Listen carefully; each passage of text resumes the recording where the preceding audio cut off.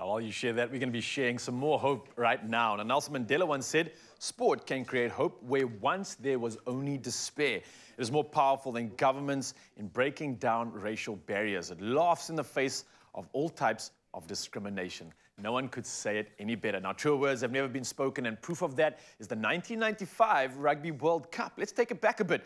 And rugby legends Joel Stransky, Nas Botha, and John Smith chat about the hope it built for South Africa and continues to do so to this day.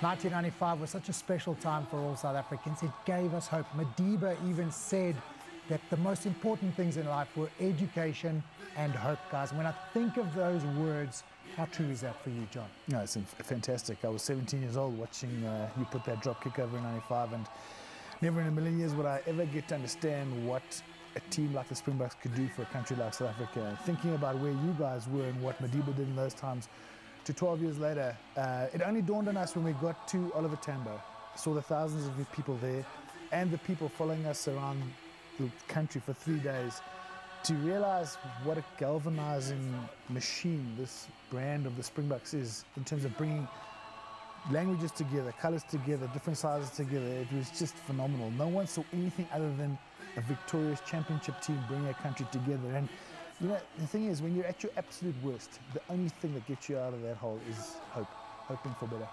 Yeah, but as an outsider, you know, I look at 95, Joe, when you guys won the World Cup, okay, and what it really did for the country. And then we went, I just felt we never actually built on what you guys achieved. For me, it's still the biggest sporting moment in our history. And we're still going to have fantastic sporting people in this country.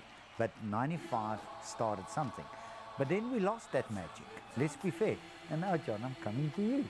And then in 2007, you gave us all hope again. And I think that's the way we need to look at it. Seriously, Joel, 95 was a life changer for 43 million South Africans. I think Francois mentioned that. But then all that magic and that hope, somewhere along the line, because of arrogance, because of I don't know what, we lost it. And then suddenly in 2007, out of the blue, John, your team actually brought that back to us. And then let's seriously look at how it went on. And then in 2019, hope again. And, you know, if you look at the word hope, what it actually means to South Africans, it's just unbelievable. And I think if we understand where we are now as a nation, you mentioned 2019, Siya Kolisi, probably the iconic leader of our present era. That you think of what we've been through as a country. We've been through COVID, we've been through, we mentioned it earlier, the riots and the floods. We've been through so much unemployment, so much drama in our country. How important is Hopetober for all of us as South Africans? It's incredibly important. You always got to hope for better. And I think South Africans have got something that I think goes hand in hand with that. That's grit. We seem to get through, get by, and make sure that we even make a bit of a joke out of sometimes our difficult situations. I mean, load shedding is one of the things we laugh about the most. And we sit together and light a candle and have a glass of wine or share some times together. But hope is incredibly important. And I think that, combined with the fact that South Africans are tough, resilient, and they keep going, that's really what makes this country special. I need to bring this in. Come on, boys. Hopetober, somewhere along the line, we play a T20 World Cup. Come on, let's hope we can win the Cricket World Cup for once. Let's not get carried away. Yeah. Last time you spoke, you always said the Currie Cup wasn't May, it was won in Hopetober. South Africa, keep hoping, keep hope alive, and have a wonderful Hopetober.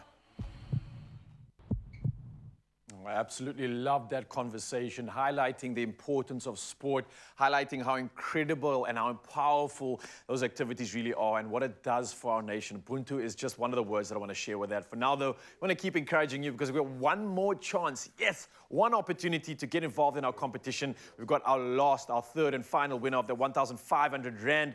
And all we're asking is for you to share your message of hope for South Africa. Don't forget to use the hashtags Hopetober and the hashtag sponsors of Brave. The competition is closing at 8:30, so you've got about like 7 minutes left. What are you waiting for? 1,500 Rand is waiting. Just share that message of hope. Don't forget the hashtags, and you could be a winner. All the luck going your way. You got this.